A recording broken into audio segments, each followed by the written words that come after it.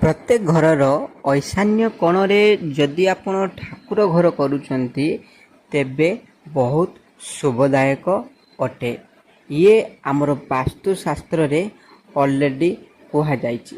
आउ जदि सेही ठाकुर घरे आपण अरुआ चाउल गुटिका कौनसीटा भी भांगी नथिबो जदि गोटे काच पात्र रे रखुचंती तेबे निश्चित यह बहुत घर पाई शुभ नहीं कि आसे। एक कथा मु कहूनी जितु सार कहउचंती कोणरे ठाकुर घर रहिले बहुत शुभ होइथाय एवं ठाकुर घरे सब बेले गोटे काच पात्र रे भांगी नथिबा अरुआ चाउल गोटा अरुआ चाउल ठाकुर घरे सब बेले गोटे काच पात्र रे भांगी नथिबा अरुआ चाउल अल्प किछि सब बेले रखंतु एवं घरर ईशान्य कोणरे ठाकुर घर करो।